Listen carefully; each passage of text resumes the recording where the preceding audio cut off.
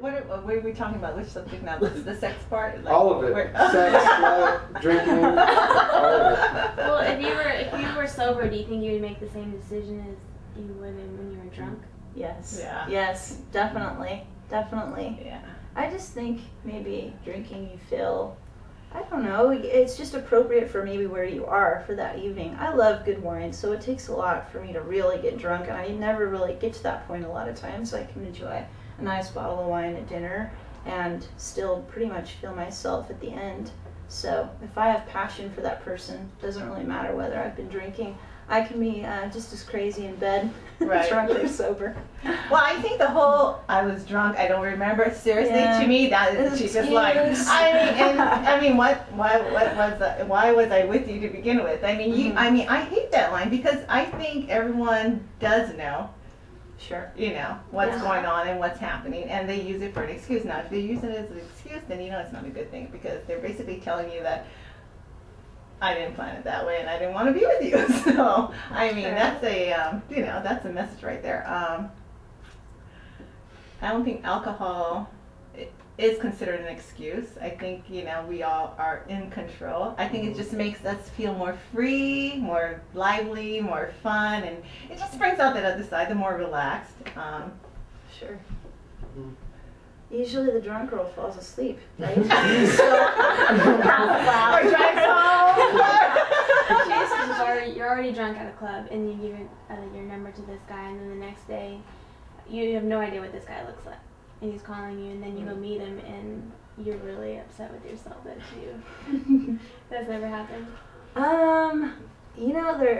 I don't know. I don't really get beer goggles. I mean, there's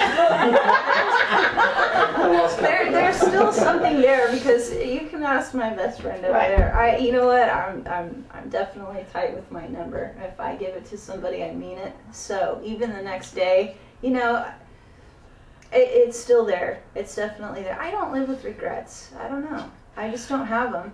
I think we team up. I mean, seriously, like sure. her and I, we go out, we take care of each other. So we can tell who's getting a little fluty first and whatever, yeah. and the guys are approaching. And I'll object. I don't object. she's the one who's protected. But seriously, you girlfriend. probably want to go out with someone who you know is going to look after your best interest, and who can at least tell you the next day, hey, we had a crazy night, we had a fun night, we had a wild night. Don't call that guy if he gave you his number. Call that guy if he did. I mean, so I think, you can't leave it up to all the guys. You kind of got to leave it up to your best friend too. Sometimes if you're out drinking to help you. Give me the phone. Give me the phone. I'm like, but I thought he was so wonderful. Marie, No. did you hear him when he was talking about this and that? I mean, seriously. I mean, I think, Yeah, your girlfriend's your guide sometimes. Yeah. You gotta trust her. So then if you're dancing and then some guy comes up behind you, do you guys have little hand signs that you do? Like somebody's I got more than You got a lot more than that. Oh gosh. If somebody comes up behind me in a club that I don't know and starts touching me, they're in trouble. Right off the bat. This is my dance space and I'll let you know if I want you to come into it. Right. You have different age groups right here. Let's say there was a group of whatever, it could be 3 women to 5 or 6 women, right? And all of a sudden there's just one guy, he's at the bar, and maybe each one of you, it could be either one of you, right, that you're in the group, and you really like that guy, you're making eyes at him, he kind of just glances at you. How many times is it that a guy, has the balls to come up and be like, hey, what's up, but all of a sudden peer pressure because of society, you all of a sudden just act like you don't know him, and you just like, because of your friends. Because if you start talking to him, you have it in your head that your quick response is going to be, I'm here with my friends, hey, you seem really cool. But why can't you just keep it real? Like if you're just looking at him and just make small talk and conversation. I mean, I guess that's my question to you and how you would answer it. Does it make sense what I asked? Yeah.